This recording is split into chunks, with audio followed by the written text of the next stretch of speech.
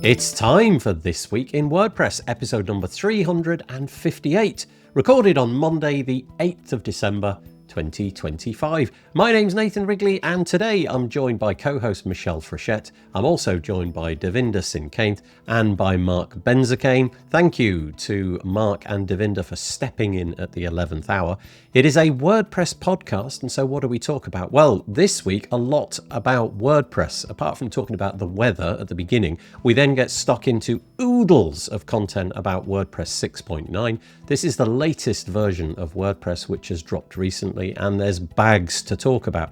Not only are there loads of articles out there on the web instructing you of all the different bits and pieces that have been included in this update, but there was lots of commentary around the state of the word address given by Matt Mullenweg recently as well.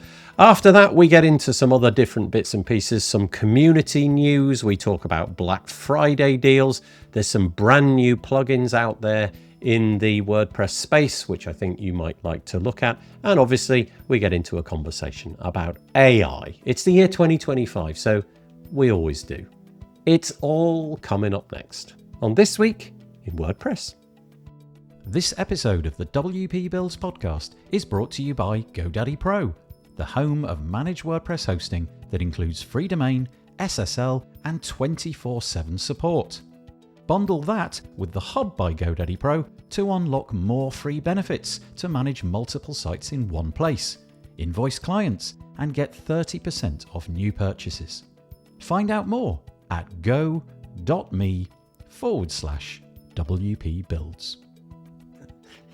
Every week I say I'm going to change that music, and every week I completely fail to do it. And as soon as it begins... I just wrote the lyrics, though. Oh, have you? WordPress talking about WordPress talking about. Anyway.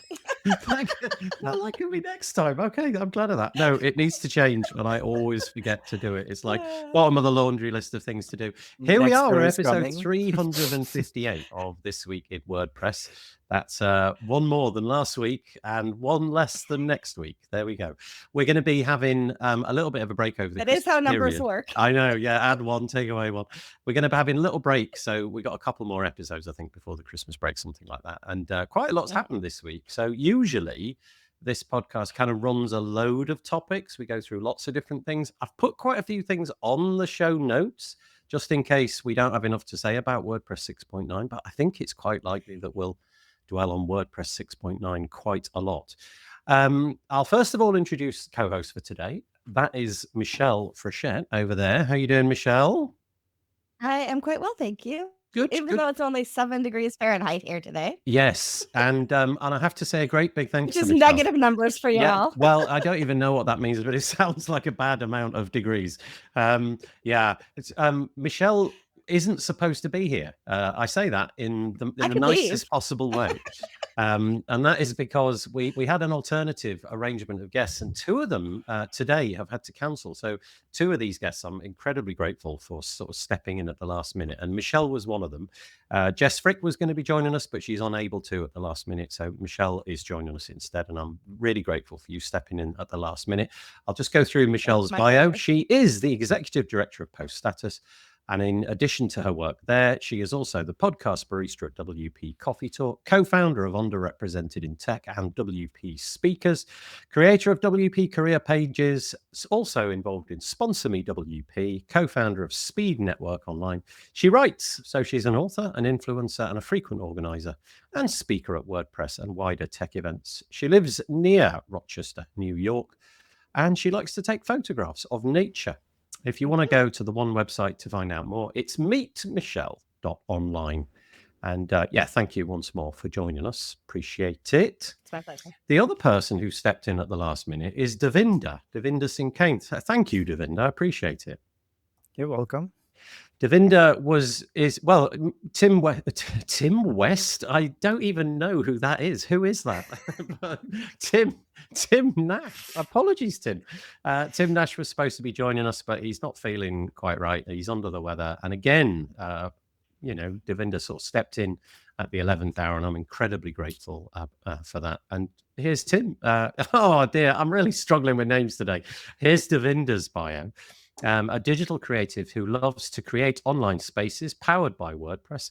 He's been in the ecosystem for more than 18 years, and he's focusing on creating websites, digital product courses, coaching, and consulting. He is the founder of the WPweekly.com, which is a quick, simple newsletter for WordPress users.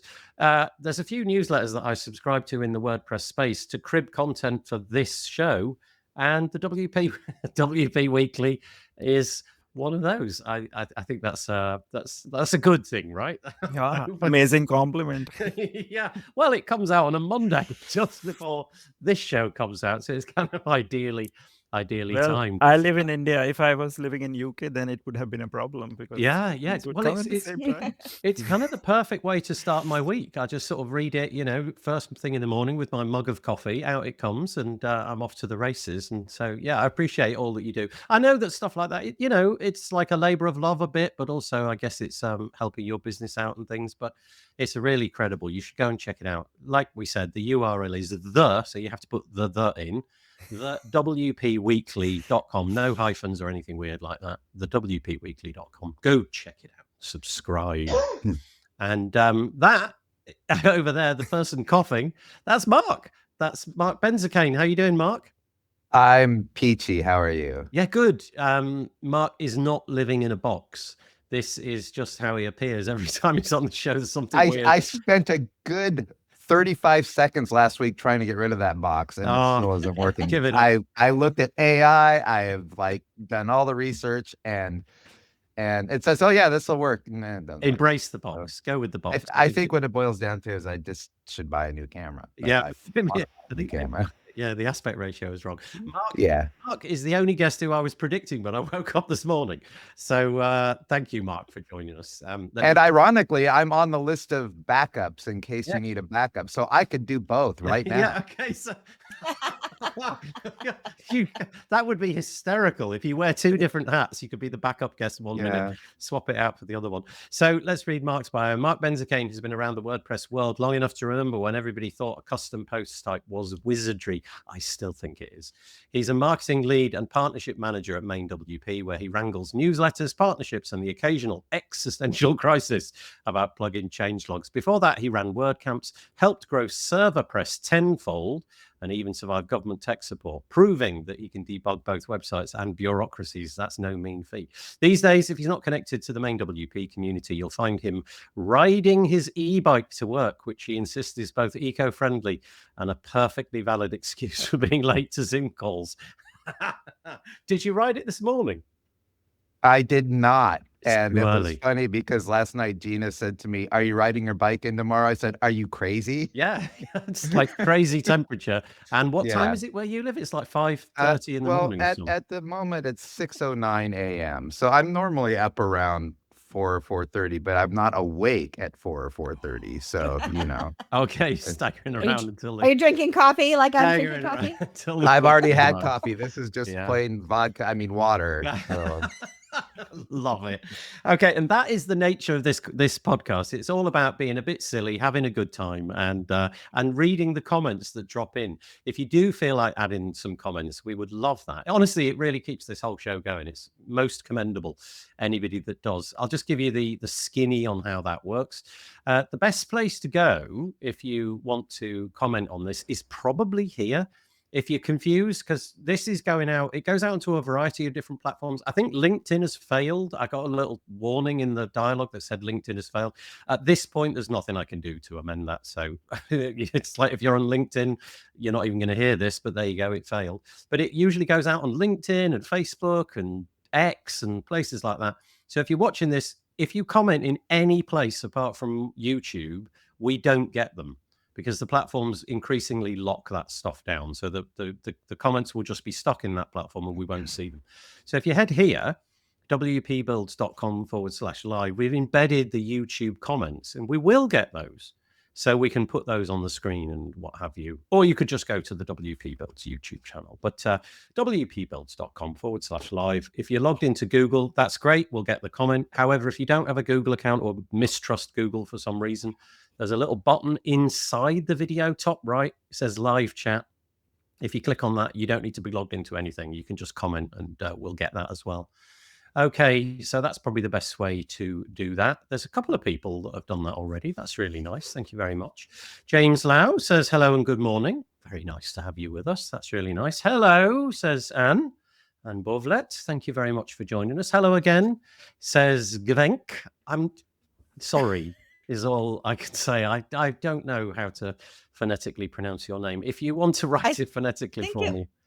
Wasn't it Gerald or Gerard? Okay, it probably was, but I have the memory of a cushion. So, you know. You can remind us. Yeah, thank you. Hello, Gerard. Or yeah, let us know your name. And apologies I think it was Gerard. Yeah. Getting it wrong. And this is Mbanet. I do know Marcus, so that's all right. He's running out of Mondays in 2025. So are we, but happy for this one. And that he can see us all. That's really nice. We've got Jonathan Overall, WP Plugins A to Z. Good morning from a wet and dreary Vancouver Island. Oh, no. Where it is also 6 o'clock in the morning.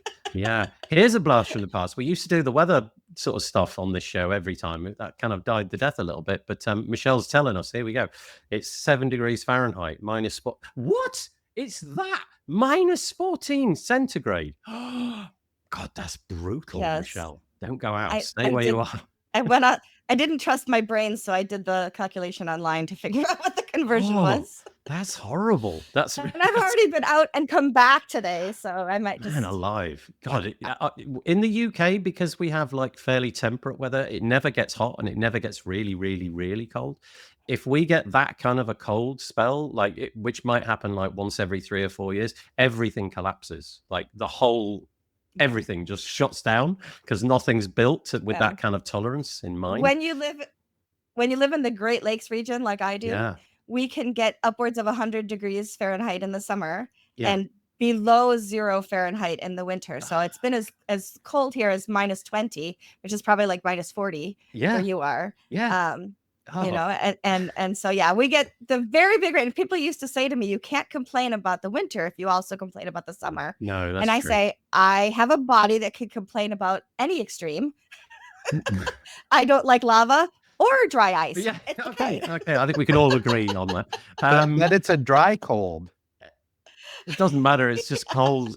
It doesn't matter whether it's dry or not. It is true because your hands crack. It's just terrible. Yeah. I watched a video of somebody in your neck of the woods who took like a mug of coffee and took it outside and then started at the ground and poured it out whilst lifting the coffee mug up. And it just made this arc of coffee, which froze in. Yes.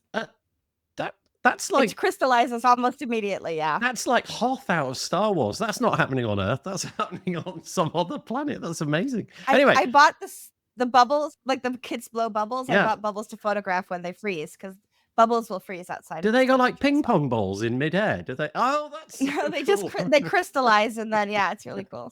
Anyway, here we go. We're not supposed to be talking about the weather. And it is Gerard. I remember. It is Gerard. Look there. Look, it is Gerard. Hello. I'm sorry, Gavenk.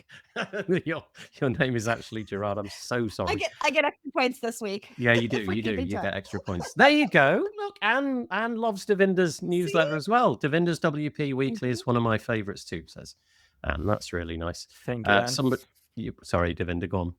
Yes, I also do good stuff. Yeah, that's nice. Okay, here we go. My full name is Gerard Van Enck, and Gavenk is my default. Okay, got it.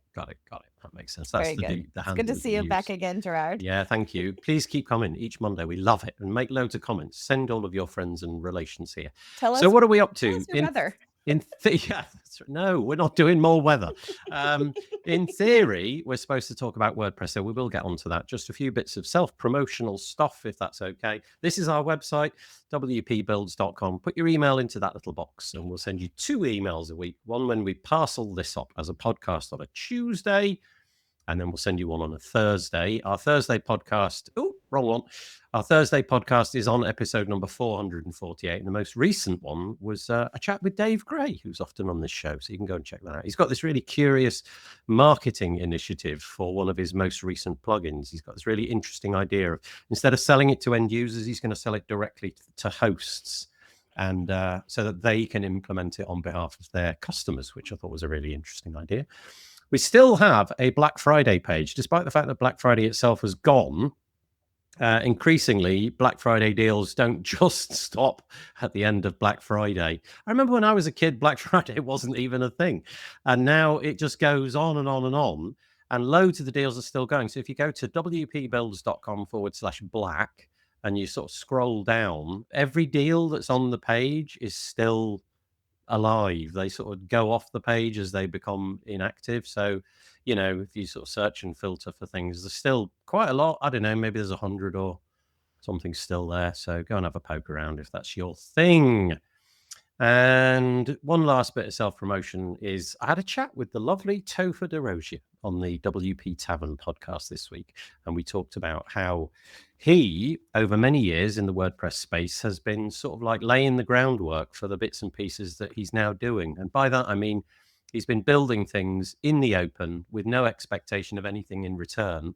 And then curiously, something will come his way that he didn't anticipate. And so it's a real community story about sort of doing things with no expectation of having your pockets lined or anything like that. So there we go. 196. 4 episodes to number 200. What should I do on episode 200 that's a bit different? You got any ideas?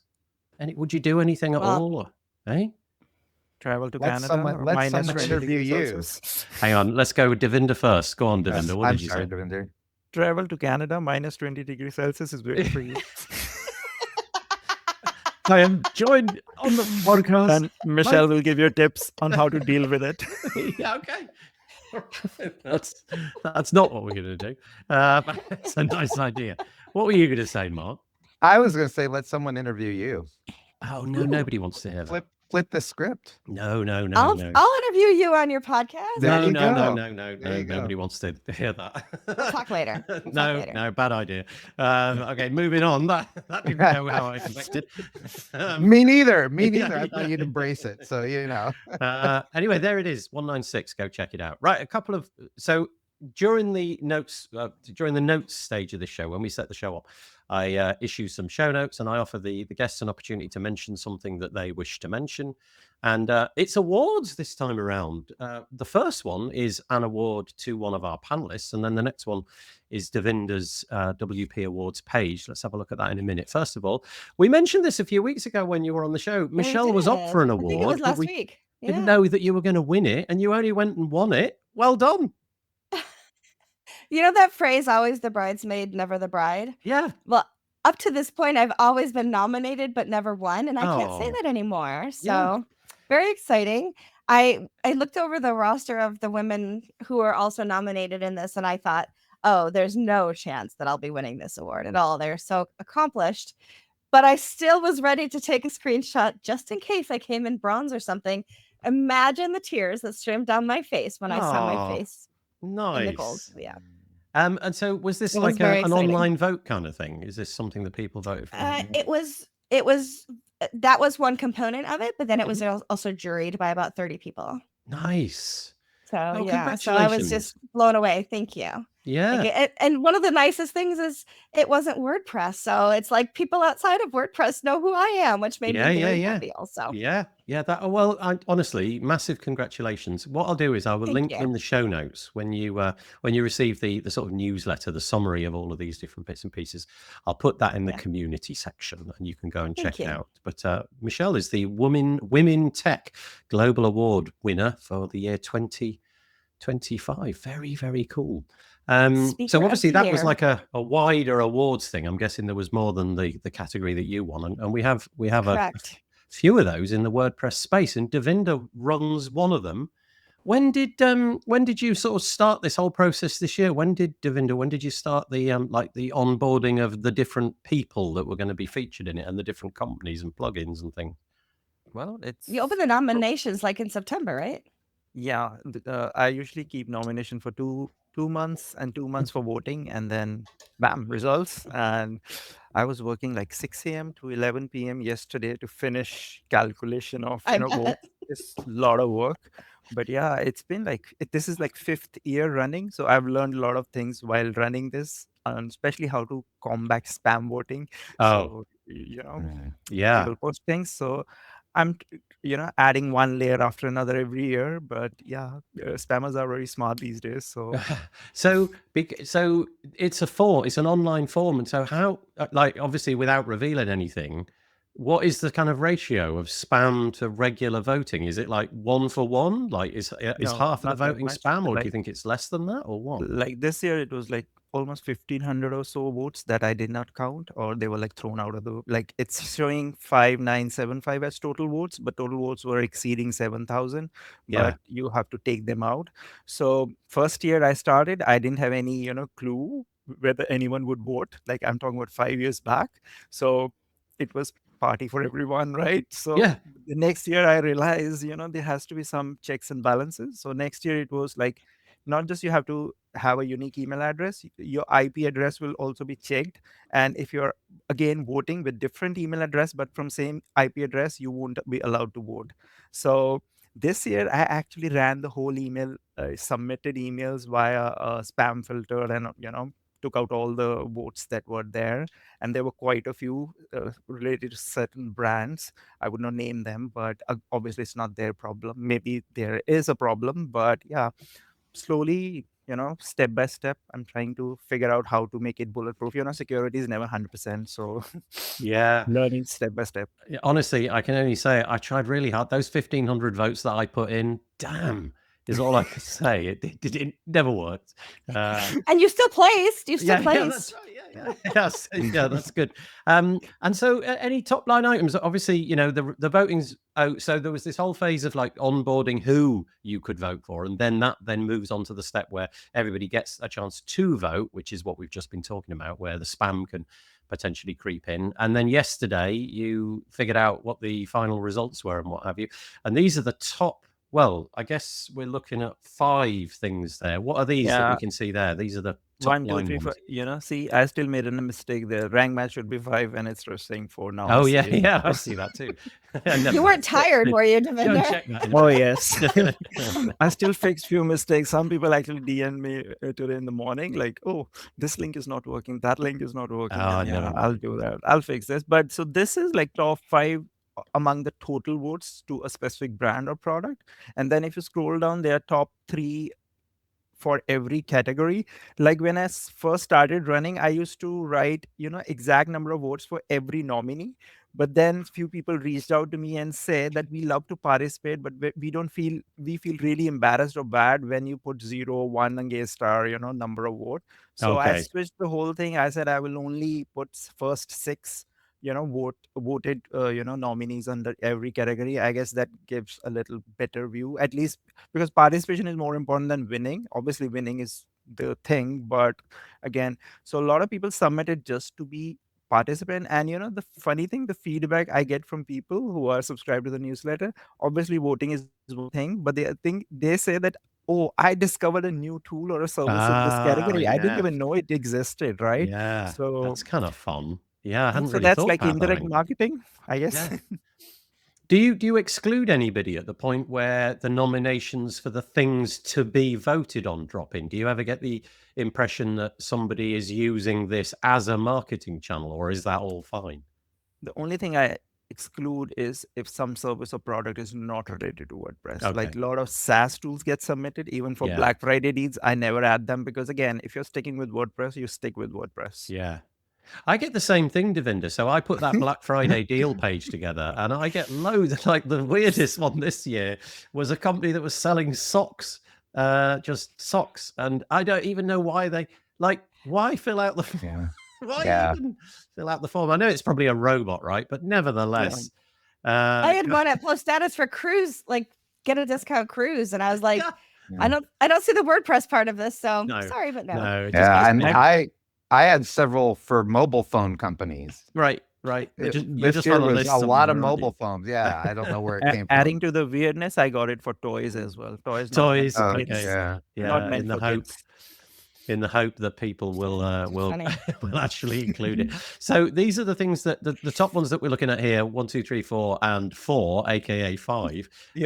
These are the ones, I guess, that received the overall most votes. So in first place, the thing that got more votes than any other thing was ACF Pro. In second place was WooCommerce. Fascinating.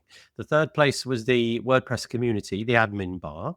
The fourth was Elementor, and then that is the fourth. And then the fifth. The second fourth was Rank Math SEO.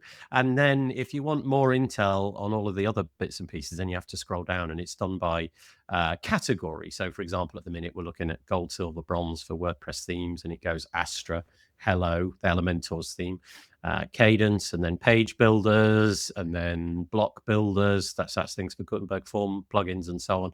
And the list goes on and on. So I would recommend that you go and check it out, scroll around. And I think at this point, the most interesting thing, if you haven't cast a vote, would be exactly what Davinder said, would just be to go and poke around and see what other curious new things you can find, and do all of these things here. So for example, if I hover over, I don't know, one of these here, will that link out to the item in question, their homepage? Okay, yep. Great. You're going to run it again? You should scroll down to the agency tools and see who took silver. Oh, okay. Let me just barely. Agency. Let's go for agency. We although now I demand a recount. I think you should go and look at all those bots. But yeah, that's right. I demand a recount. I demand a recount means you won't be on the list next year. That's right. Yeah. Nomination got lost. I take it back. Yeah, take it back. So yeah, look, there it is in second place, main WP, or in silver place, I guess we should say. It's main WP. Silver. Yeah.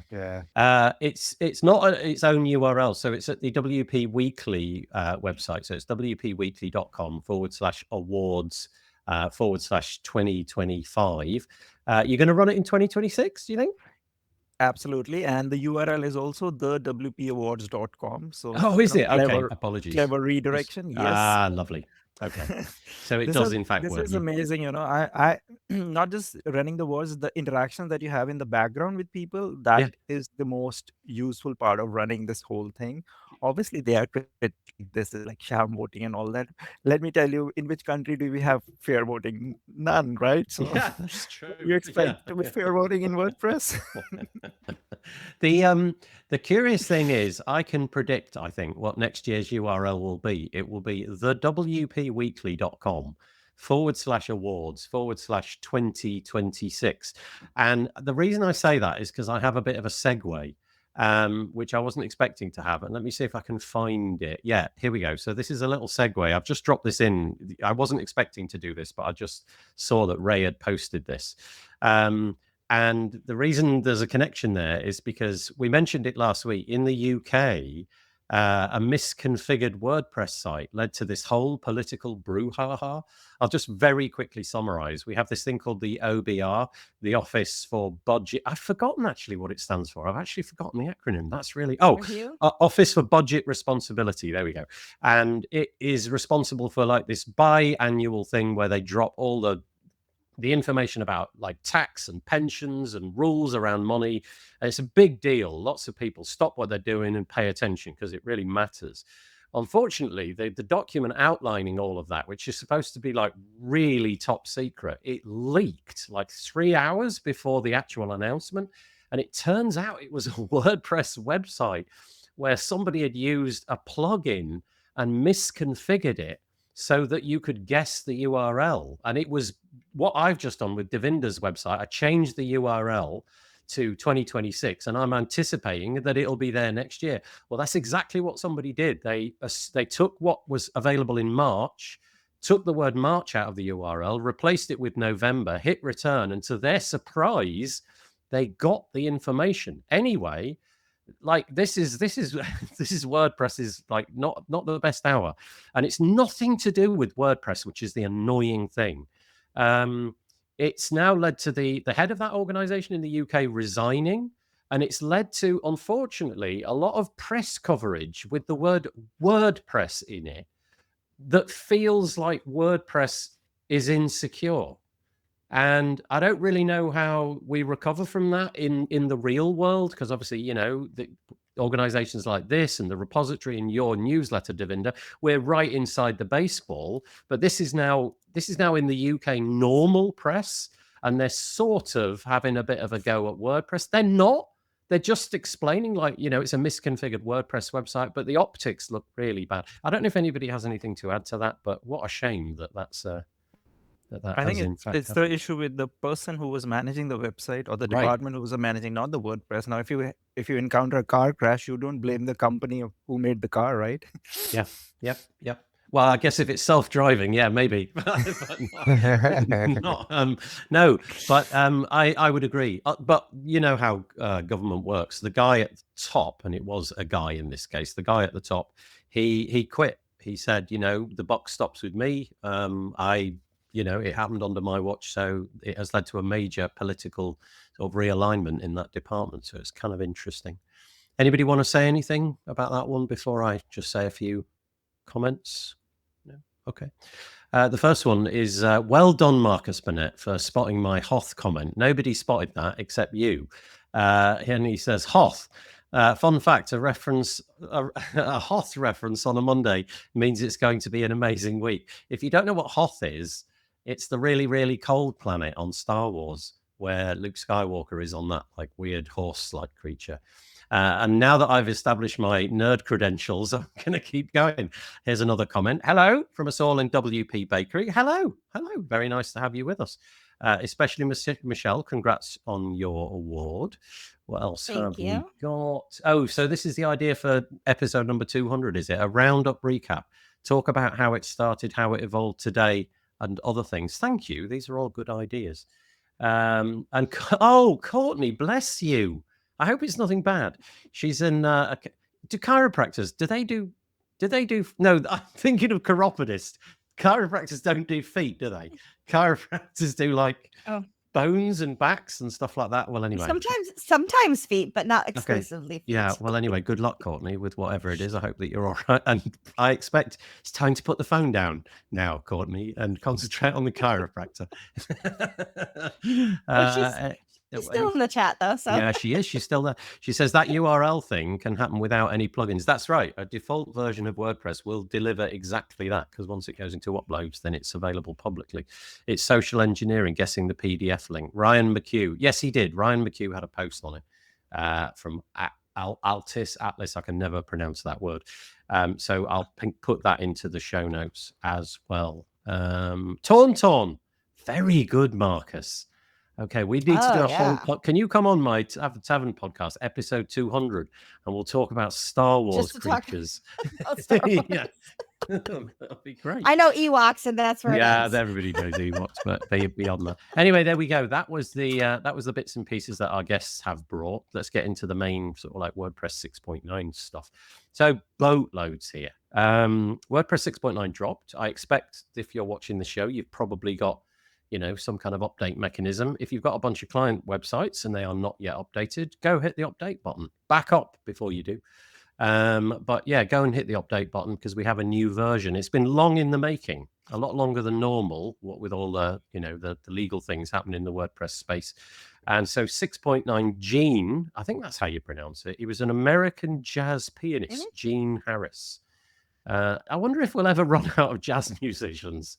There'll ever be like a moment where it's we've now got to be something else. I suspect we should go to Star Wars creatures or something like that. That would be good.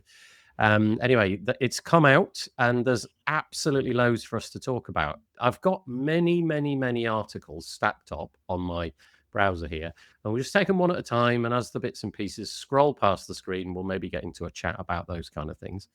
So it's dropped. The first thing, don't know if this is of interest to any of you three, but the first item of mention is some things which have updated in actual core of WordPress. So new features that you can play with inside your WordPress site. We've talked about this before, but here we go. Block level collaboration. So this is the idea that if you're inside a block, like a paragraph or an image or whatever it may be, you can now click a little button and you can add a comment. Think Google Docs, where you add comments. is bound to the particular block. So you can't highlight a bit of a paragraph or anything like that, but you can comment and, mention somebody who's a WordPress user on your website, and they can get an email and reply and all that kind of stuff.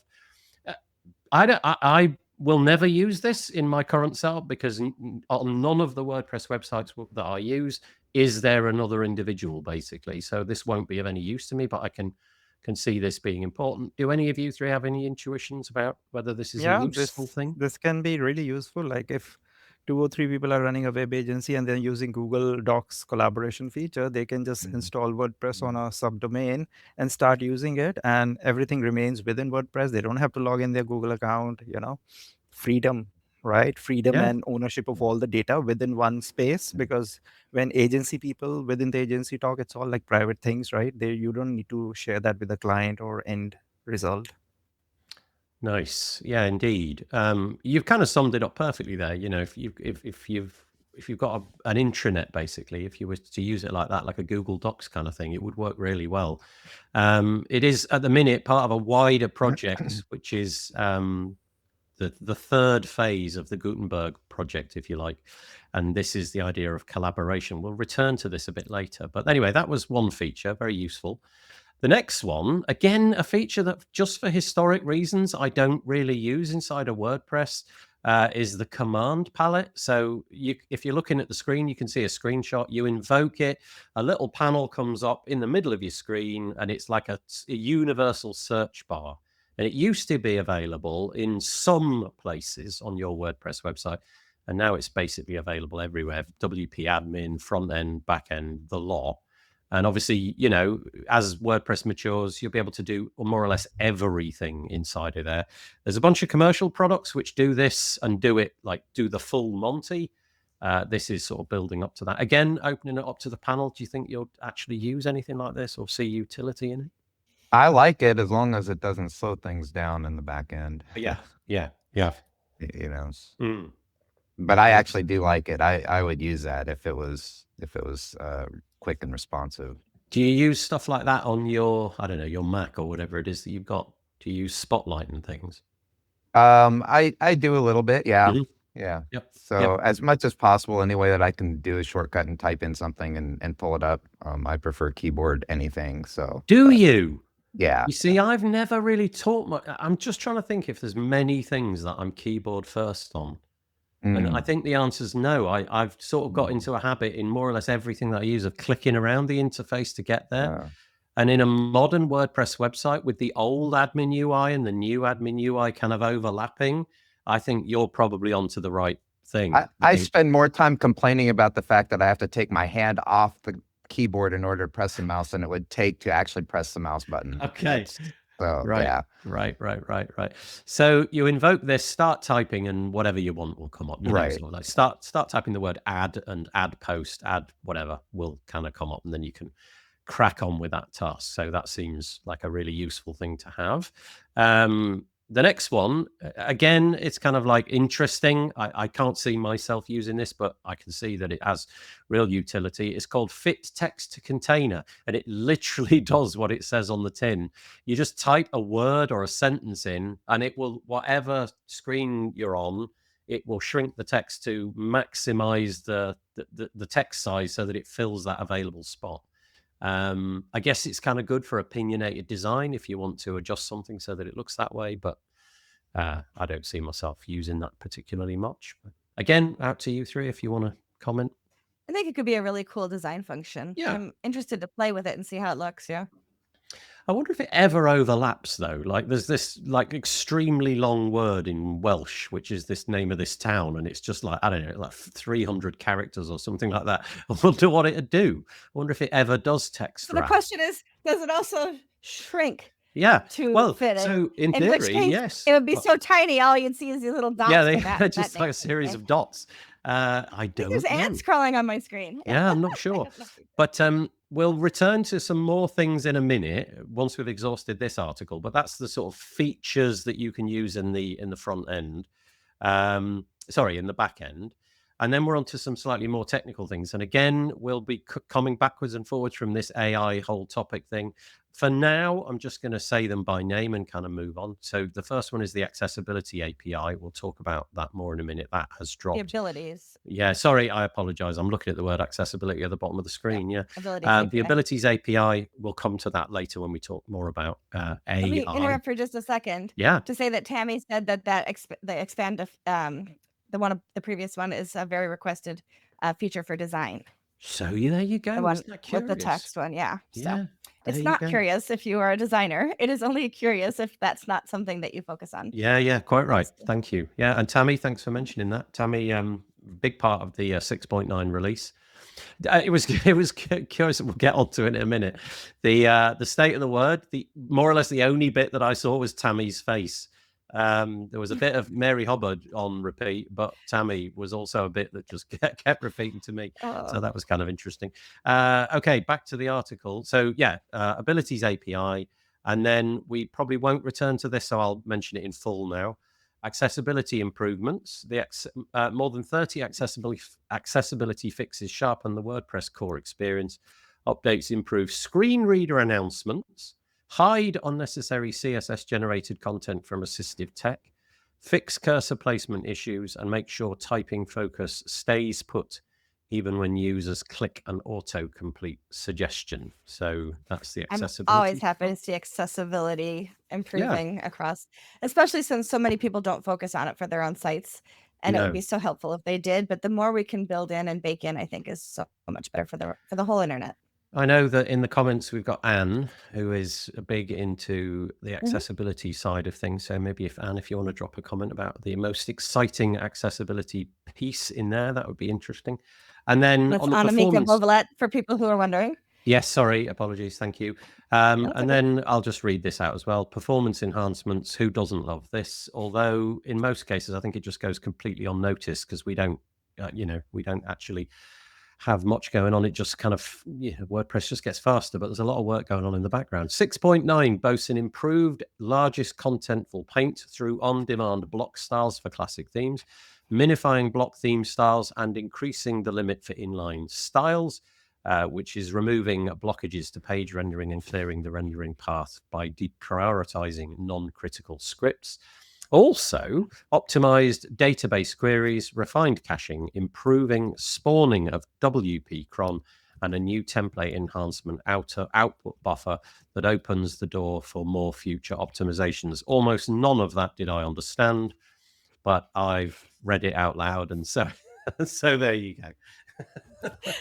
I don't understand it, but I read it out loud for you. Yeah, that's right. So you heard it here first. I can only be thankful. Do you know what, though? It's the same on the accessibility side, right? I read these things and they're beautiful, and I get some of them because they're a little bit more understandable. But I'm just so appreciative that some cohort of people make it their raison d'etre to just do that stuff, and it gets sort of taken care of on the steady cadence. Do I feel guilt when I hear, look in Slack and I see all the accessibility bug scrubs going on and things like that? Yeah, a bit, because you can't put yourself everywhere all at once. But I'm really glad. And you can just summarize this as, this means faster WordPress. Yeah, lovely. That's right. Yeah, great. Yeah, that's it. Yeah. We'll go with that. I should have just said that, shouldn't I, Davinder? That would have been loads better. TLDR, faster. Yeah. And this bit I always miss, and somebody always picks me up on it in the comments. We need to mention the release squad, don't we? That's important. So the release squad, there they are on the screen. So we had Matt. So these are the people, if you like, who get the named credit at the top, and then we'll see the great big list of contributors in a moment. So release lead was Matt Mullenweg. Coordination was Akshaya Rain and Amy Kamala. Tech leads were David Baumwald, Ella Van Derp. I don't know how to pronounce all these names. I'm sorry. Hector Prieto. Design lead was Francisco Vera. Triage leads Aki Hamono and Ryan Welcher. And then the test leads were Jonathan Bossinger and Krupa Nanda. And then I'm not even going to try to read out this great long list, but look at it. Loads and loads and loads and loads of contributors. Over 900 people made this project possible, delivering 340 enhancements and fixes. And let's just scroll through it and get some idea of what makes a WordPress near you tick. So every time you click update, these human beings did stuff. Every one of them, a human, just like you, doing stuff to make the project better. How cool is that? There we go. Amazing. Yeah, isn't that amazing? Isn't that the bit? That's the glue. That's the in fact, more or less, that's the whole thing, right? That list of names right there kind of sums up why we do it, why we're into it, and all of that. It's just this brilliant community going on in the background. So thank you to all of you. Each one of you gets a mention, but not out loud, I'm afraid. So there we go. That was the first piece. Anything about that last little bit? Am I going on about the community there? I'm just so grateful for all the people that contribute. Indeed. Yeah. Right, what have we got? I'm just looking through the comments. We've got a fair few comments about Star Wars. I feel like I've opened up a can of worms there. I'm going to pass by Star. It's mostly Marcus, so. Okay, good. He, if it was, okay, I'll do one just because it's funny. WordPress 7.0, banter. I'm down for it, Marcus. If you can make that happen, I'll vote for that. Yeah, Star Wars creatures, that's good. Okay, one more. 7.1, Minot. Okay. Any other comments that have come through that are worth mentioning? As long as it's not 7.2 Jar Jar, I'm good with it. Okay, yeah, I'm with you. Okay, here's Anne then. We just mentioned Anne Bovlet, the accessibility enhancements. There are many fixes that I'm happy about, both in the editor and the front end. Fixes in the navigation block and an accessibility ready accordion. Woohoo! Great, thank you. I would ask if you were having an interview with me at this point. I'd ask what those fixes were, but hopefully somebody can. Maybe you can link to an article or something. There we go. Right, moving on. We alluded to this earlier. State of the word happened. Technically, if you were not in the room, what word shall we use to describe the live streaming? If you were not in the room, you were definitely in the dark. Yeah. No, it wasn't dark. It was in the loop. It was. It really was. I had Mary Hubbard. I was running an online no. viewing party of State of the Word with about 20 people in a Zoom room. And of course, assuming it was my internet that was glitching. And then other people were saying, no, I'm having the same problem. And I would keep refreshing. And finally we said, all right, guys, you'll have to watch this on your own. It's not going to happen. So just like WordPress got blamed in UK, here Michelle is the blamed person, Nice. Davinder, I've been suspecting as much. I thought it was Michelle. It had Michelle's stamp all over it. What can I say? I can't program, but I can hack. I don't understand that. She got her award, and now she's showing her true colors. Yeah, that's right. You can't program, but you can break things. How about that? We'll go with that. Apparently. Yeah. So if you joined State of the Word, the idea was that there was, and honestly, I think for this particular one, there'd been quite a lot of PR around State of the Word, like I'd never seen before. Like there was this whole 4 days to go. They were putting things out on Twitter and things, and 3 days to go. And then it came to the time, and I, clicked on the appropriate link. And it was broadcast to several platforms, so you could watch it on X or you could watch it on YouTube and no doubt other places as well. But it quickly became obvious that the tech was entirely broken. You could see that it was there. There were cameras in the room, but I got this 15-second or something cycle of Mary Hubbard just repeating the same words. And then I got a bit of Tammy sitting in the audience right at the front. And then it was back to Mary Hubbard again. And so my first thought was, oh, this is bad. This is bad optics. It doesn't look good for WordPress and what have you. And then I thought, this is really bad for those people who've actually booked a space and have kind of got together in a cafe or something like that, and are just sort of hanging out. And then the more sanguine part of me got hold and I gave myself a bit of a talking to, and I thought, it doesn't matter. What's fine. Who cares?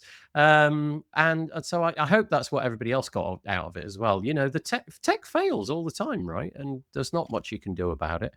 And even in the after reporting, I've noticed that there's no sort of nobody's kind of prostrating themselves and apologizing and, gnashing of clothes and rending of teeth or any of that. They're just sort of, it didn't work. Let's move on and talk about the more important things, which was the content of it. And I think that's kind of where I've landed as well. Although it was a bit of a frustration at the time. So what? We move on. But Michelle, I hope for your sake it wasn't too awkward having put all those people in a Zoom room or anything like that.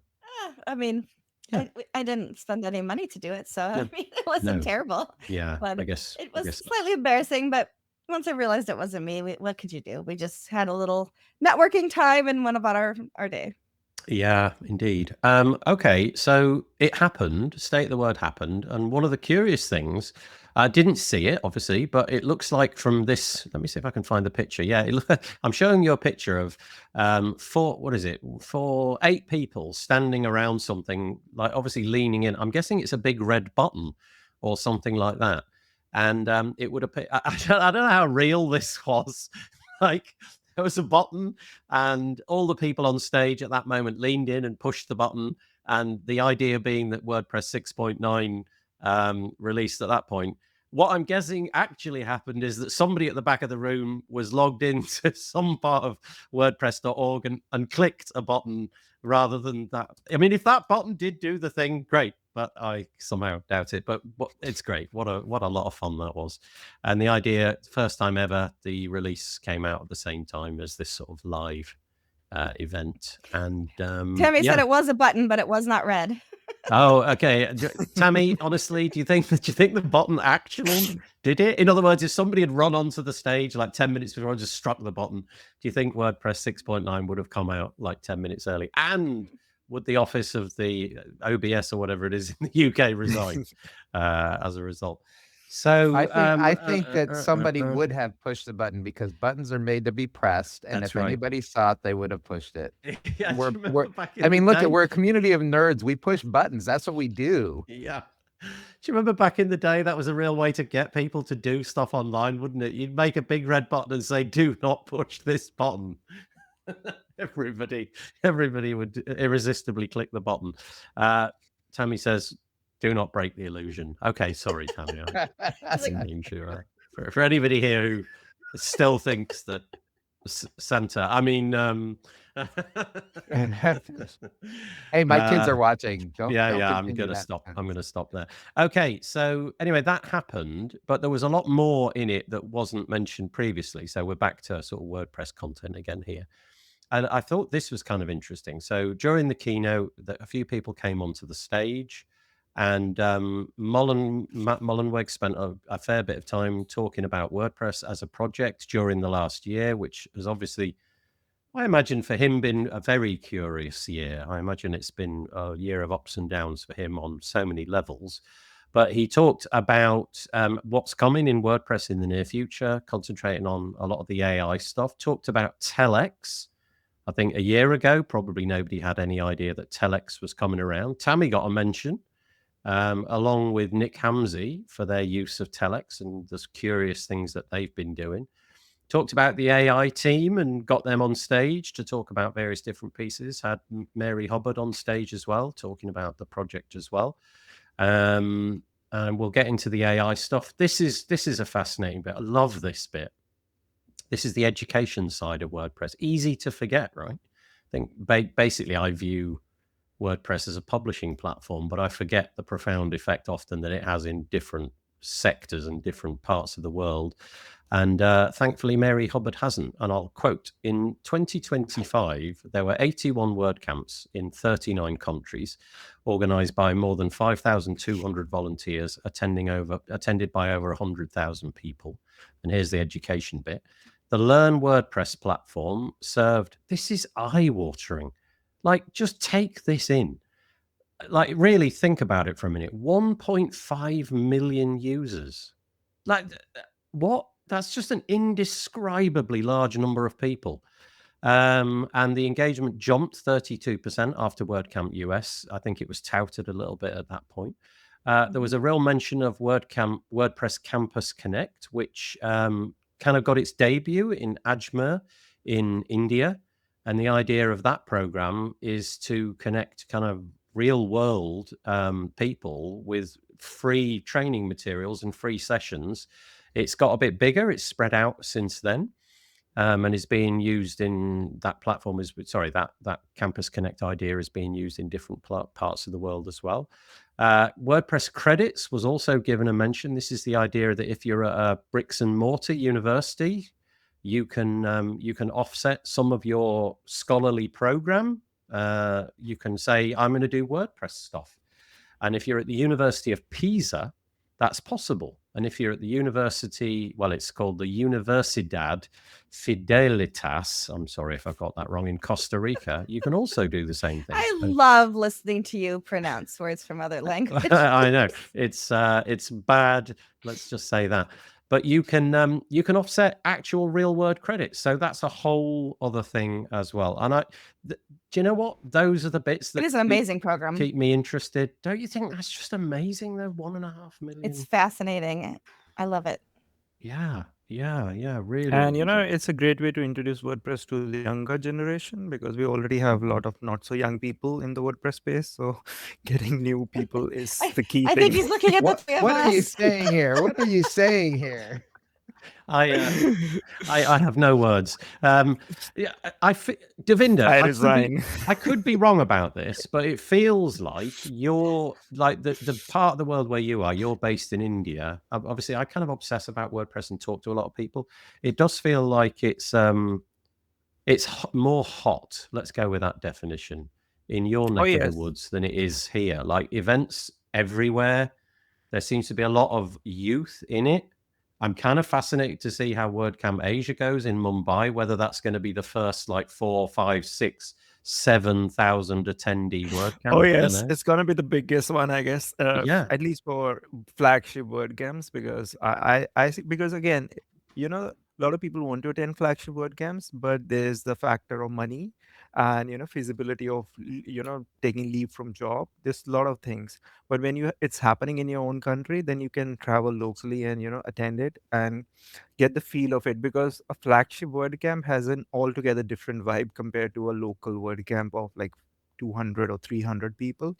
And yes, there is more vibe, because here youngsters are actually interested in technology and all that, and WordPress is one of the big foundation, like, because normally if you talk to someone, hey, do you want to build a website, and they say, oh, WordPress website or a Wix, they already know what Wix is, what Squarespace is, what WordPress is. So it's not like you're going to try to explain what the difference. So obviously you got to explain the difference between WordPress.org and WordPress.com, like go step by step, but they are already familiar with these things. They know what plugins is, what themes are. So, and plus we have a lot of local WordCamps. So that is like the first, step of introducing people to WordPress. So plus they see people making money, right? And money is a big motivator. Let me tell you.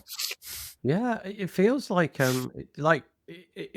obviously I'm not in India, so I can't really make the comparison directly, but it feels like it was here like 12 years ago or something, that kind of level of excitement over there. Now you can even compare now the plugins ecosystem. Like right. When I started in WordPress space, like if you say first 5 or 10 years in WordPress space, most of the plugin companies came from UK, US, or maybe Australia, these countries. But now if you see the dominance, it's like India, Bangladesh, and Bangladesh has come out of nowhere, right? And they are making really good products, right?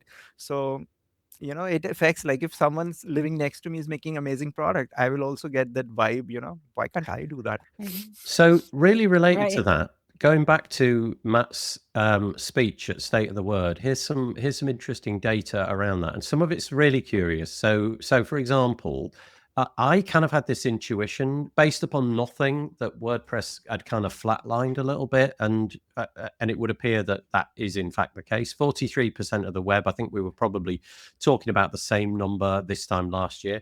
There was a bit of me which was also kind of fearful that would gone down, that might have gone down. I don't know why that would cause fear in me, but obviously nobody likes to see the thing that they're doing with their life going down. But steady away, 43% of the web. But here's an interesting point that Matt made that I hadn't really given any thought to. He was saying that imagine keeping it like that in an era where companies like Shopify have a massive marketing budget, where they can advertise on television in the UK, they're advertising on the Tube network, on bus, on the telly, all of that kind of stuff.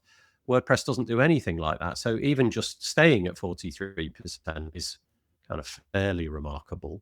And then this is curious. So we're back into Asia, not India specifically. Japan, country that I haven't really given much time to on this show in the past. Japan, it says, remains a standout market. 59%, let's go with that, slightly under, but 59% of all Japanese websites are running on WordPress as their platform of choice. The CMS market share for WordPress is 83%, which is pretty phenomenal. And Japan is now the second most used language outside of English. Also, curiously, English, which I think until this year was always the language that was dominant in terms of like percentages, that's now flipped. It's now no longer the dominant one because 56% of WordPress installs are now using a non-English language. So I guess Japan might be, Japanese might be a big part of that, and whatever variant of language you're using if you're in India or Bangladesh or what have you. So that, I think, probably signals a shift, not just for Matt's thinking in terms of WordPress generally, but more specifically, I imagine there's going to be more of an effort to get into those communities, help those communities, and all of that kind of stuff. The usual things about themes and plugins and what have you. And here's another eye-watering number if you didn't, if you want another one. WordPress during the last year, up until the date of the event, had been downloaded 79.5 million times. It's boggling. Isn't it? Isn't it just? But so it would appear that WordPress's demographics are definitely changing. It feels like it's skewing much more towards Asia and that part of the world, which I think is obviously quite exciting if you're in that part of the world. Anybody want to add anything to those bits and pieces? I feel there was a lot to unpack there.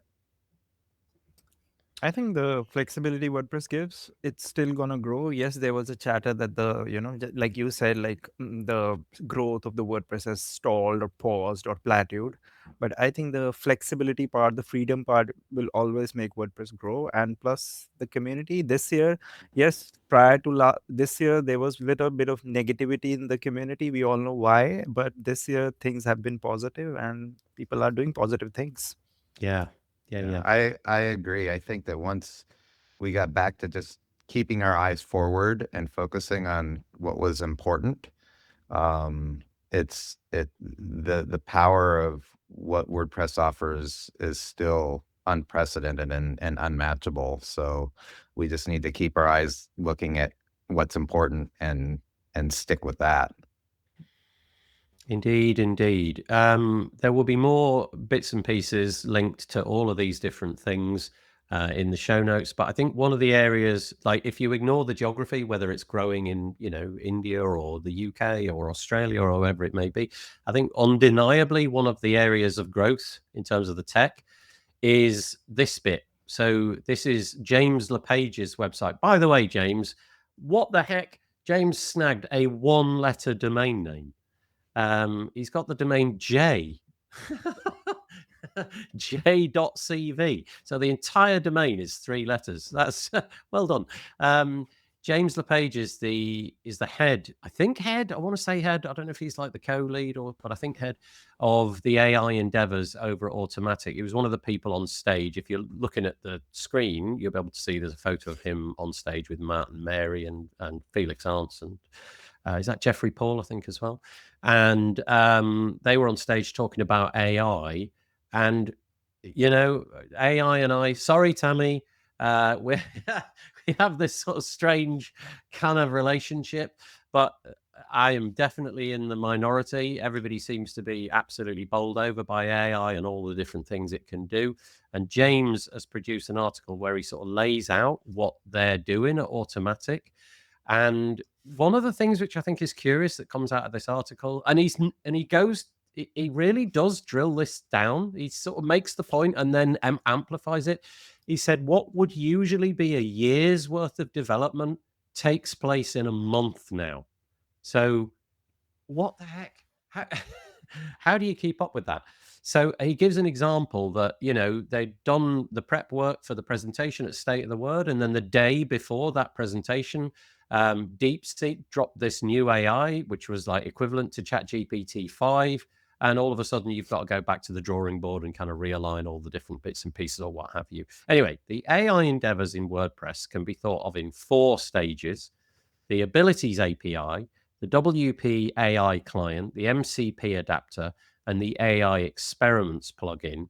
And it would appear that WordPress, rather than try to be an AI client, rather than have an account with WordPress.com where you go and get your AI, the idea is that WordPress is going to build solutions at this other abstracted layer so that you can do all the things in WordPress by binding it to some other AI.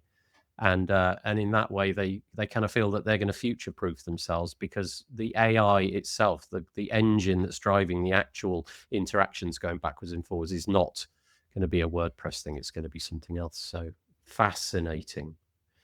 Scary and interesting at the same time. I don't know what your thoughts are on AI, but I'm going to let you have some if you wish.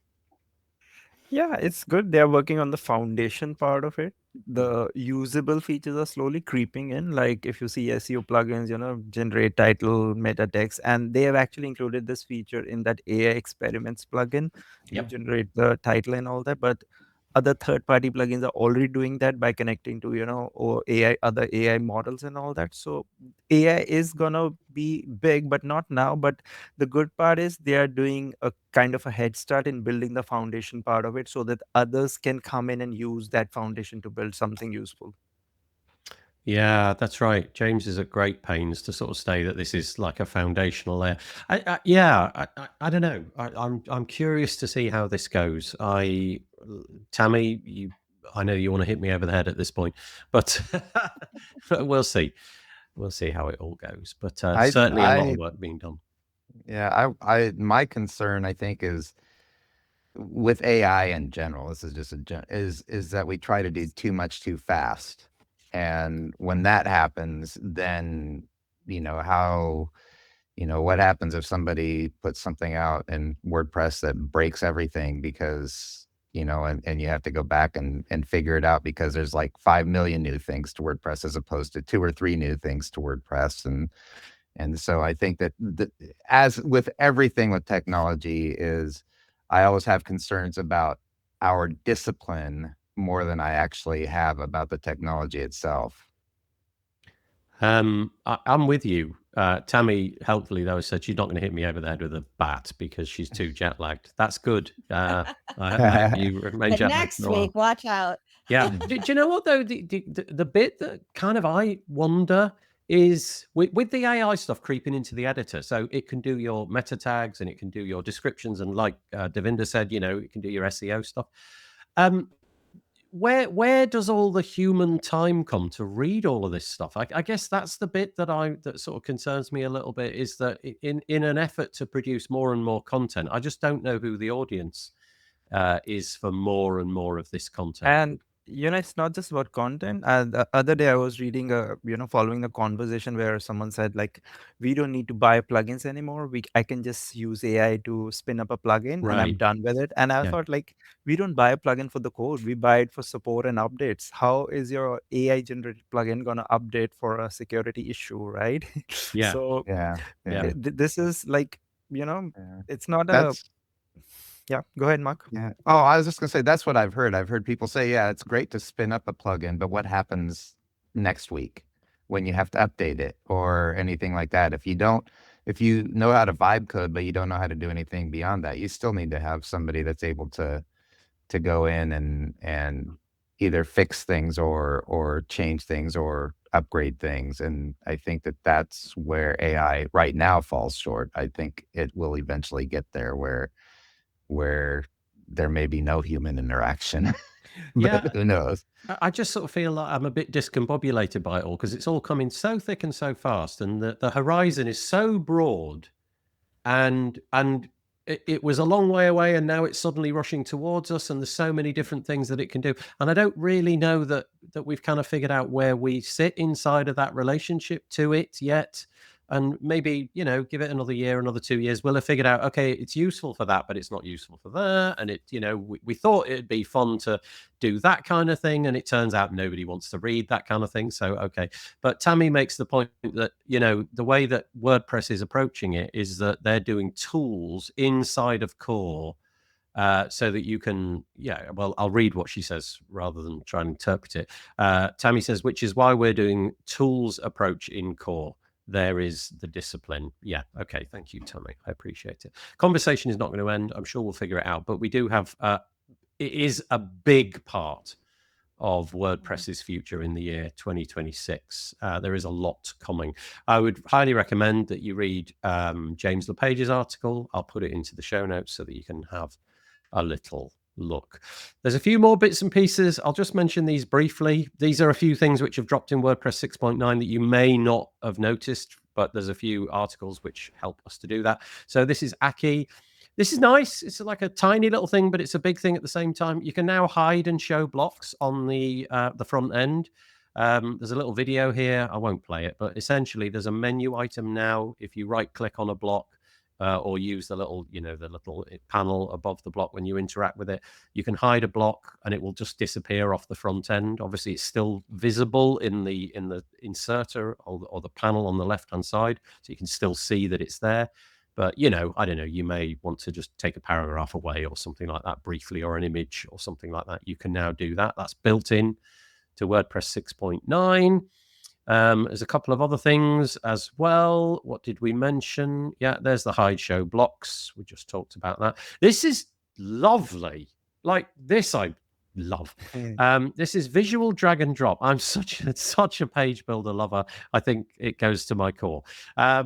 So this is the ability to pick stuff up on the canvas of the Gutenberg editor, if you like. Instead of using little arrows to move things around, like a paragraph up and a paragraph down, you now just grab the paragraph with the mouse, just sort of move it where you want it to go, and let go, and there it now lives. I can't believe that wasn't a thing, actually. I've never missed it, and now it's there. I think I'll be using it all the time. I wonder how many times I'll get things wrong and publish an article where the paragraphs are all in the wrong place because I've accidentally picked something up and dropped it. I do that with blocks quite a lot. What else have we got? UI workflows, the accordion block we mentioned before. You've got the ability, term query and companion blocks, time to read block, everybody's favorite, the maths block. That's going to be used by everybody all the time. Love your sarcasm. Yeah.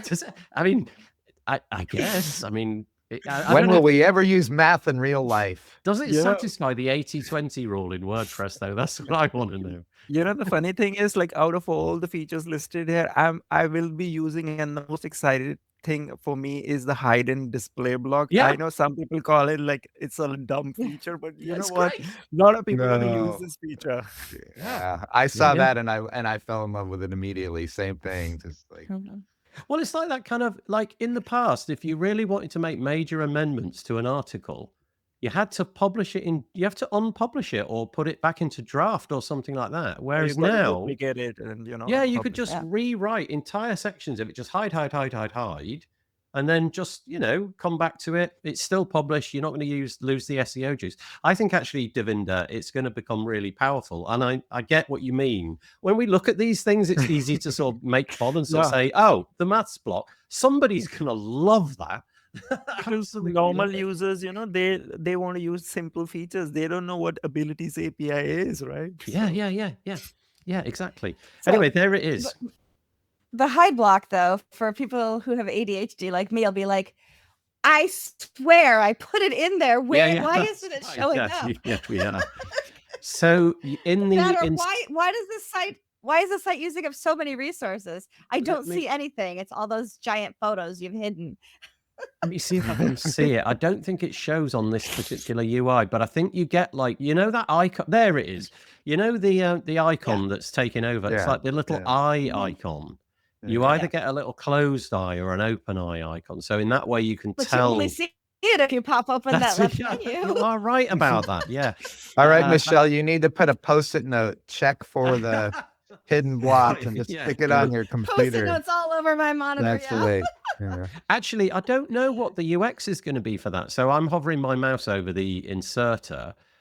I don't know if the little eye icon, if the paragraph will, I'm presuming it will stay in this panel here, but have the icon next to it. But it might be quite nice. A bit like when you edit, I don't know, a template part or something like that. It's in a different color.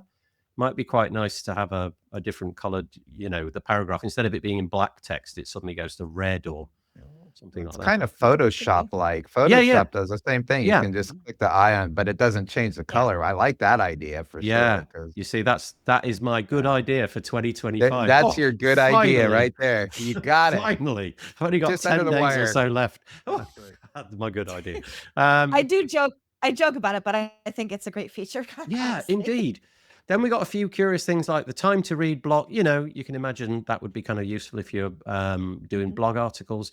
You've got the capacity now if you drop in one of these blocks, which is the comment count and comment links block.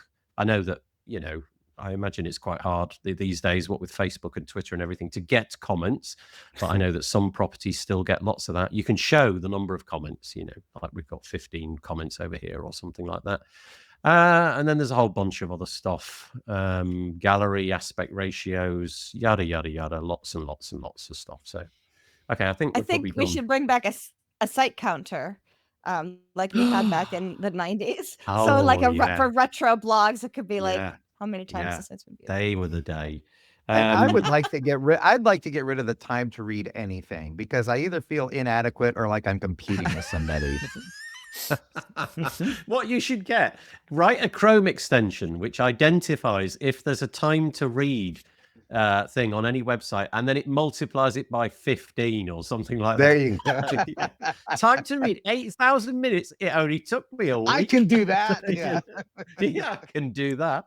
Okay, so that's good. Right. Okay. I think that's WordPress 8.9 done. Right. Very quickly then. We don't have much time left. I saw this piece. I think this came in Davinder's newsletter. I think I cribbed this from his newsletter this morning. It's over on LinkedIn. And it was AD Spiak. AD is a developer who has a plugin called Translate Press, which is a bit like a kind of page builder for doing your translations. He's been looking carefully at Black Friday deal promotions in the WordPress space, and he's drawn a couple of conclusions from them. I don't know how obsessed you got about this, but obviously if you're a developer like he is and your livelihood is wrapped around Black Friday and things like that, then it's important to know what everybody else is doing. Drawn a couple of conclusions. The first one is he's noticed a strong push to increase the average order value and lifetime value. And he's saying that more companies are structuring their Black Friday deals to nudge customers into higher tiers. I think if we cast our mind back just a few years ago, the Black Friday thing was all about getting new users to sign up, not to push existing users onto the next higher tier. So that's the curious observation. The second observation that he noticed was this thing, which I confess I've seen this a lot this year: higher renewal prices. So the idea that you deeply discount this 1-year package and then you offer it at, some sort of usual rate next year. So you might offer, 70, 80% in some cases I saw this year. And then you just return them to the normal pricing. So, the hope is that they, just either make use of it or, dare I say it, forget to cancel or something like that. I'm guessing, Davinder, if you included it in your newsletter, you must have thought this was interesting. Yeah, because these trends are on point. The other thing that probably he missed is like companies that have multiple products, they are actually promoting their bundles so that people buy a whole bouquet of their plugins. They get more revenue from one transaction, because if you buy 10 plugins in a bundle, you're not going to use all those 10 plugins. So you're not expecting 10x support requests, right?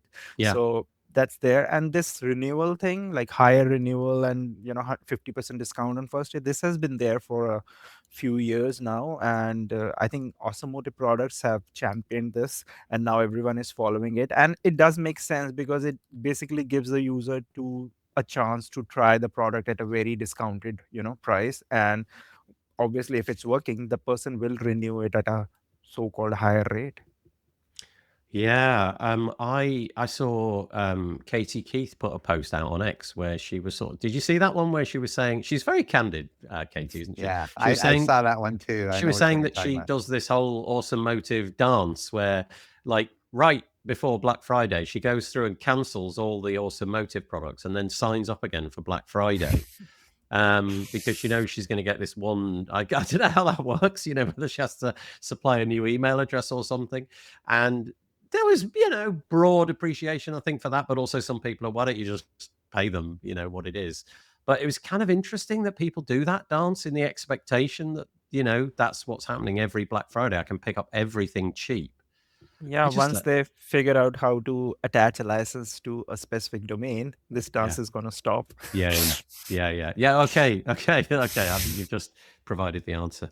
And the final thing which AD figured out, which is very much, is in his own wheelhouse, is that there were almost nobody in the translation press space was doing a Black Friday deal. So I'm guessing he's thinking about things like Weglot and companies like that. Apparently they en masse had all opted out of doing Black Friday deals.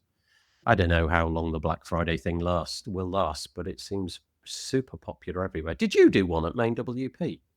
We did. We're on your page. And it's 25% off. And the renewal, the way that we do it is that's lifetime. So every single year at renewal, you buy the annual and you get $50 off. Okay. And next year you would get $50 off, and the year after that you get $50 off. And Nice. and the way that we look at it as we don't need people doing the dance. B, the longer people use our product, the less they're going to need support. And so so it ends up being a longer lifetime value to us, actually, we've discovered, by just renewing at the Black Friday price. The thing that I noticed, which I found interesting this year, is I remember when Black Friday was Friday through Monday. Oh. And now it starts on November 1st. I'm surprised it doesn't start on July 5th or something. No, January the 1st will be the next iteration. And it, what I found interesting was when we have a roundup similar to yours, Nathan, and I think we got over 225 offers or something.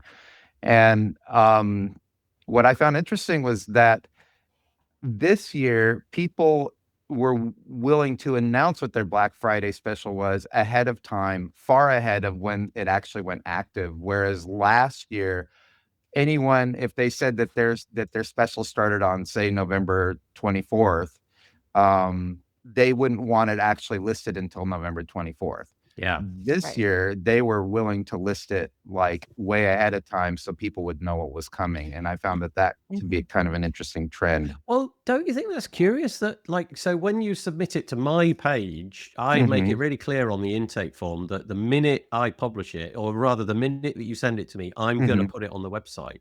So in some cases, I'm getting those in late September. So their decreased pricing is fully available for 2 months. That is to say, people know that it's going to be decreased in 2 months. And I find the psychology of that so curious. Like, what? It'd be a bit like going into a clothes store and saying, we've got a sale in 6 weeks, but we've still got things at full price now if you want them. And I guess it just comes down to sort of desperation is not really the right word, but something akin to that they know that there's just going to be this melee for a period of time. Everybody's only got a certain amount of money in their wallet. So they're trying to position themselves so that, okay, we've got 80% off over here and you know about it long in advance, right? You're going to earmark your $50 for our thing, not their thing. But boy, it gets messy. I mean, I don't. Yeah, but on the other hand, I mean, I just had a project, in fact, that I just started 2 months ago. I knew that a couple of the plugins that I was going to need were going to have Black Fridays, but I needed the plugin then because I needed to get on the project. And of course, these are all smaller people anyway, and I want to support them. So it doesn't bother me that much. Good. Well, I'm pleased to hear about it. So, Marc, I even ran a Black Friday special on my small little marketing boutique, and I had 2 people make purchases who knew running a special and opted not to use the discount code so that I would get the full value of their purchase. Oh, that's awesome. no, That's really awesome. That That's is awesome. nice. There's an interesting idea. The idea of opting out of the Black Friday just because you want to do the full Monty. Yeah, that's curious. And I did get 2 submissions which had in capital letters, "Do not publish this till the date it starts." And I was like, really? It's actually a question on our forum. And so when I go through and approve the listing, if they say that they don't want to listen until such and such a date, then I just set the publish date as that date. And it's still automated to a degree. I mean, I have to approve everything anyway. So So who is this? Mark in the UK. Hello, Mark Wilkinson. He says he really doesn't get Black Friday deals. Mark's got a few plugins out there. So I'm guessing, Mark, that you don't participate in that. There wouldn't be a dance, he said, if you value your product and always sell it at that price. Yeah, that's the other curious thing, isn't it? I suppose, is that whole kind of weird thing from the end user. But we're so used to it everywhere, aren't we? It's just everybody gets on board and is dealing cheaper deals. Mark says, this is Marcus Burnett. I'd share my deal a month ahead on your list, but I wouldn't advertise that on my own site until the deal starts. Interesting. Okay. Yeah. Okay, that makes sense. Yeah, so you advertise it on these third-party places, these sort of aggregated places, but not on your own website. Actually, along those lines, I noticed, I think Gravity Forums was one of the ones that said our Black Friday special starts, and they had a countdown timer on when their Black Friday, like 3 days or 5 days or whatever ahead. So that was interesting too. So they actually did advertise on their site that it was coming. I wonder how many people shelled out for stuff that they didn't need this Black Friday. I kind of make it a bit of a point on Black Friday to try to stay away from all that chaos because I find it very easy to spend money that I shouldn't. I bought this little plugin called Podcaster Plus. Oh, what the heck? Nathan is I got this lifetime deal, so I think it was worth it. Yeah. Hopefully, Michelle. It's we can mention that another time. It's not about that here right now.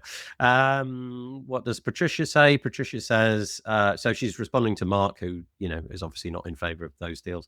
I like deals as a buyer, but I don't understand from a seller point of view, like not valuing your customers from other months. Interesting. Anyway, there was the piece by AD. It's on LinkedIn. Again, links in the show notes. Right, very quickly, because time is running short. I'm going to miss that. I'm also going to miss that. I mentioned it already. Just a couple of things which came into my world this week. In many cases, just new plugins that I thought you might like to check out. I've not heard of them before. If you have, apologies. They may not be brand new. So this is the first one. It's called Opinion Camp. And it's going to be a free poll plugin, or at least they've got a free option. So if you want to do polls on your WordPress website, this is an option. Honestly, I'm going to give each one that amount of time. We could have delved into them, but I've run out of time. So here we go. The next one is ebook crafter, which enables you to turn a WordPress post into like an ebook, basically. You click a button and it becomes an ebook. Start a free trial. So I'm guessing they've got a pro version as well. Don't know whether it's I purchased this. Yeah, you like it? Prior to, I'm still working out some of the, the glitches in it. I don't want to say glitches, but he's making it better. He's absolutely making it better as it goes, with a lot of feedback. So I was an early purchaser. He gave it to me for free. I went back and purchased it to support him. But also, it's a great idea. And because I have taken a blog and turned it into a book, I wanted to be able to experiment with it. Yeah. At the moment, it's touting PDFs, but I don't know if that's going to be more formats in the future, like, Kindle compatible things, stuff like that. Okay. The next one, loving this one. This is so great. This is called Neurogenesis Styler. And what it's doing is injecting into core blocks more style CSS options, nothing more. That's it. So, how there's loads of things that you wish to do that you have to open up a text editor or an IDE, or, have a plugin which will enable you to have CSS somewhere on your site.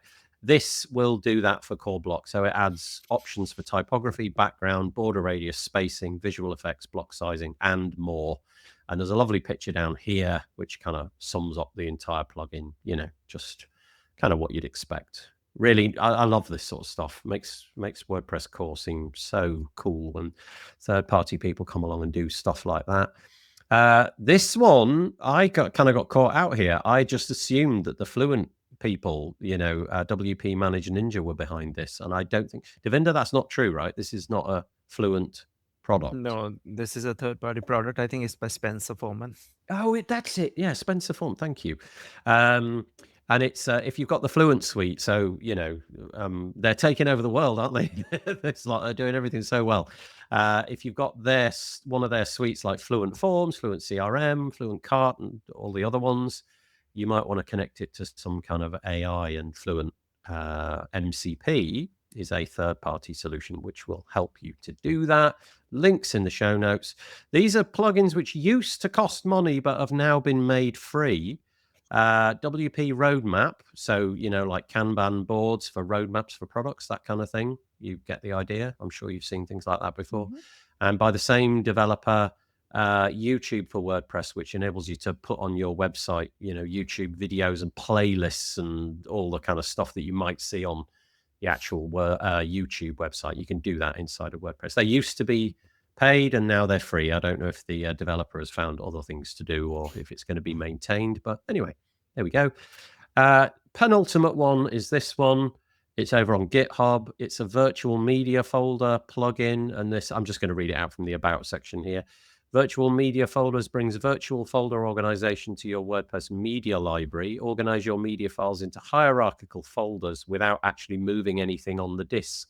Your folders are virtual, so the URLs of your bits and pieces never change. I'm sure that there are third-party plugins that you can pay for that do this already. I know that there are, but this one, yeah, anyway, there it is. It's on GitHub, so you can check it out. And no, this is the penultimate one. If you attended last year, I know Anne did, the CloudFest Hackathon is coming back in the year 2026. It's going to be on March the 20th through the 22nd. You have to apply to be in the room, and so hit this button here. Links in the show notes, but the URL is hackathon.cloudfest.com. I've got an episode on the WP Builds podcast coming out with Anne in the near future where we talk a little bit about last year's event, so maybe go and check that website out. And the last one I'm not going to reveal until the very last moment. I'm just going to ask Michelle what she's been up to with Marc Westgard. So Marc and I have decided this year, because he's one of my WordPress besties, that we exchange gifts for Christmas every year. And this year we get, because of just budget and things like that, we set a $25 limit and decided it had to make the other person laugh. Now my gift to him has not arrived yet, so I can't tell you all publicly what it is because he hasn't seen it yet. But his gift to me arrived on Saturday. And I did post it on Twitter and all of the socials. So you're welcome to share that now on screen. I love stuff like this. I have no idea. Like, what even is that? It's like a giant sock. Just sort of flails it's one of those dancing, like you see them often at like car dealerships. The note said not only was it for Christmas, but it was for the grand opening of my online business.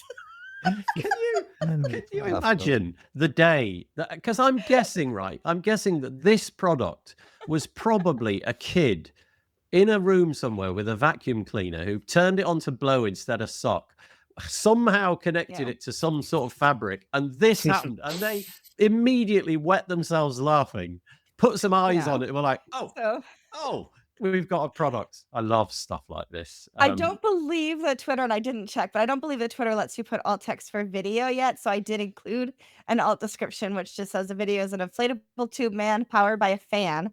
It's around about 6 feet tall, and it's dancing in my living room for anybody. You know what's great about that? What's great about that is it will always make you laugh. It's not just going to make you laugh once. It's going to make you laugh every time you see it. It's in my living room. So now when I know people are coming over and I want to really welcome them, I turn it on before they arrive and they walk in and I'm like, just for you. Yes, for you. Michelle, next time you're on this show, it's got to be where those guitars are. I want it in the background. I want it the whole time. It is so loud. Oh, is it? It has such a fan, like the fan noise in it. I mean, I could mute myself and let you see it briefly, but it is very loud. Yep. Okay, right, there we go. Anyway, I wanted to share that. That's good. Love it. Right, Great. A couple of comments just before we go. Courtney says, I've long loved Pressbooks. I guess that's the plugin that we were looking at. For self, no, this is something else. For self-hosting ebook and EPUB creation, uses multi-sites. That's a different solution. Thank you very much. And Anne, who I just mentioned, said that the CloudFest Hackathon is so worthwhile applying for. Anne has won it 2 years in a row. So, you've got to upend her. She's on for the trifecta this year. So go and stop Anne in her tracks. There we go. That's it. That is all we've got time for. Appreciate, firstly, I'm going to big shout out to Michelle and to Davinder, who stepped in at the 11th hour. However, Marc is not immune to thanks because he was up at like stupid o'clock. It wasn't the 11th hour; it was the 5 a.m. hour. That's the 5. Yeah, that's right. And I really appreciate that as well. So thank you to you three, really appreciate it. But also thanks to anybody that dropped by and left a comment. That's lovely too. It keeps the show going and driving it forward. There's only one last humiliating thing for the four of us to do. There's my inability to count again, is to give us the hands, give us the slight handy wavy thing. And there we go. And I will publish that. And we will see you next week for another episode of This Week in WordPress featuring who knows who. Bye, everybody. Take care. Take care. Bye-bye. Bye-bye. Bye-bye.